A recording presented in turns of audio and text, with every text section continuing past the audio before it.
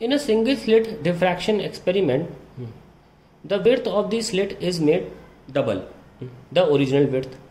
How does this affect the size and intensity of the central diffraction band? आइए देखते हैं. Diffraction है और इस स्लिट विड्थ को हम b बोलते हैं और ये हमें स्क्रीन मिल जाती है.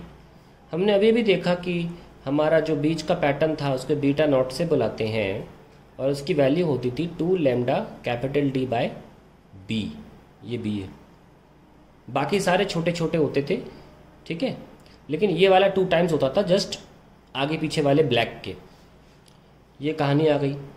अब हमसे बोला जा रहा है how does this affect the size, तो इसी को साइज बोलते हैं. बीटा नॉट को ही कैसे अफेक्ट करेगा.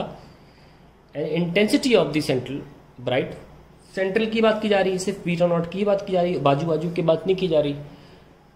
कैसे कैसे बदलेगा, how does affect the size. तो किया क्या है, slit is made double the original width, यानी कि b से 2b कर दिया है. तो खुद सोचो, अगर beta not 2 lambda by b है तो बीटा नॉट डैश क्या होगा. अगर हम इसको बढ़ा रहे हो 2 लैम्डा d बाय 2b, तो ये बढ़ाओगे, जैसे कि हम देख रहे हैं कि beta not inversely proportional to b है, तो बीटा नॉट डैश क्या हो गया, इतने हिस्से को बीटा नॉट लिख लो और 2 यानी कि हाफ.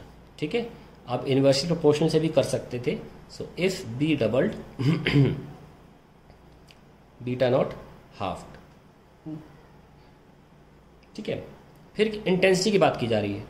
इंटेंसिटी थोड़ा अलग तरीका है. ये कैसे, ये हमारा पोर्शन है,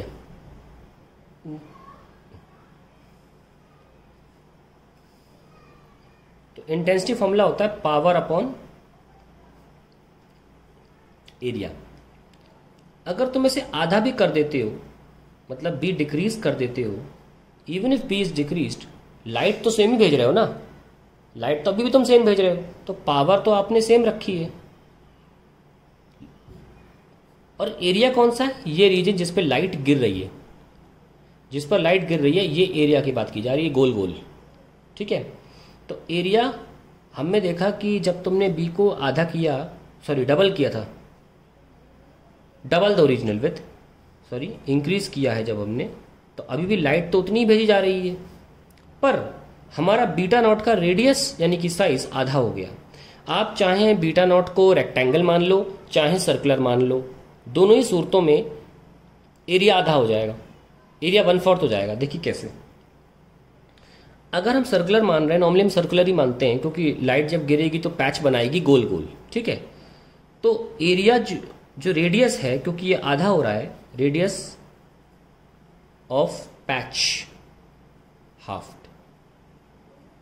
तो फिर एरिया क्या हो जाएगा, पाई r बाय 2 का square, that is a by 4. तो एरिया हो गया 4 times less, so 4 upon power into power upon area. तो यानी कि इंटेंसिटी जो है, आई नॉट बोलते हैं इंटेंसिटी बीच वाले की, तो I naught is 4 times the previous intensity. ठीक है, तो ये हमारा दूसरा आंसर है और ये हमारा पहला आंसर है, हाफ.